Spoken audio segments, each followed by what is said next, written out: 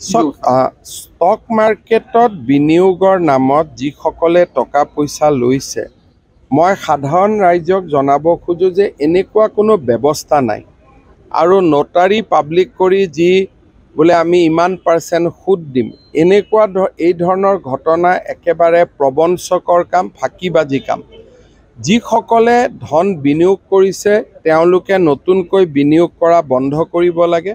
এনেকুৱা কোনো ধৰণৰ ষ্টক ব্ৰকাৰ আইনমতে তেওঁলোকে এনেকৈ ষ্টক ব্ৰকিঙৰ কাম কৰিব নোৱাৰে। এইটো একেবাৰে আইন বিৰোধী কাম। আজি পুলিচে একশ্যন লৈছে, অহা কেইবাটাও দিনত আৰু একশ্যন ল'ব।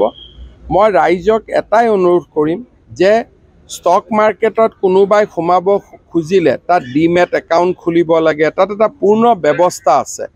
এনেকৈ ব্ৰকাৰৰ থ্ৰুদি ষ্টক মাৰ্কেটত যোৱাৰ কোনো ৰাস্তা নাথাকে।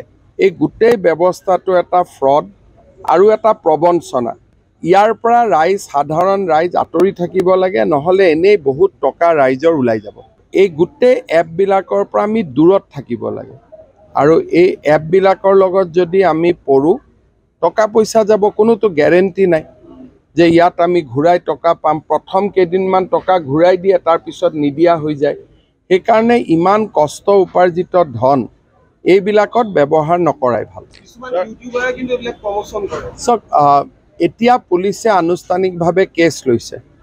যিহেতু পুলিচে কেছ লৈছে, আজিও এৰেষ্ট হৈছে আৰু অহা কিছুমান দিনত এনেকুৱা এৰেষ্ট হৈ থাকিব। আৰু আমি এই গোটেই চক্ৰটো অসমত আমি ভাঙি দিয়াৰ বাবে চেষ্টা কৰিম।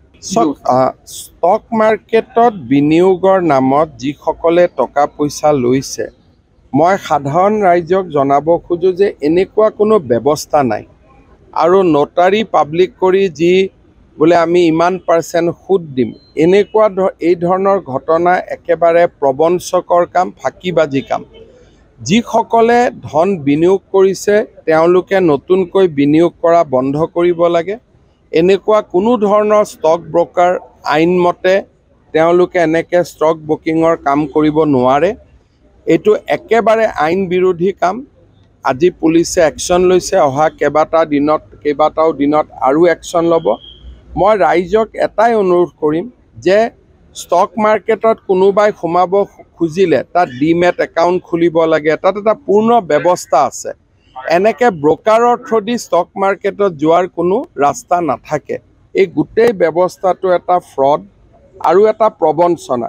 ইয়াৰ পৰা সাধাৰণ ৰাইজ আঁতৰি থাকিব লাগে, নহ'লে এনেই বহুত টকা ৰাইজৰ ওলাই যাব। এই গোটেই এপবিলাকৰ পৰা আমি দূৰত থাকিব লাগে। আৰু এই এপবিলাকৰ লগত যদি আমি পৰোঁ, টকা পইচা যাব, কোনোতো গেৰেণ্টি নাই যে ইয়াত আমি ঘূৰাই টকা পাম। প্ৰথম কেইদিনমান টকা ঘূৰাই দিয়ে, তাৰপিছত নিদিয়া হৈ যায়। সেইকাৰণে ইমান কষ্ট উপাৰ্জিত ধন এইবিলাকত ব্যৱহাৰ নকৰাই ভাল। এতিয়া পুলিচে আনুষ্ঠানিকভাৱে কেছ লৈছে। যিহেতু পুলিচে কেছ লৈছে, আজিও এৰেষ্ট হৈছে আৰু অহা কিছুমান দিনত এনেকুৱা এৰেষ্ট হৈ থাকিব। আৰু আমি এই গোটেই চক্ৰটো অসমত আমি ভাঙি দিয়াৰ বাবে চেষ্টা কৰিম।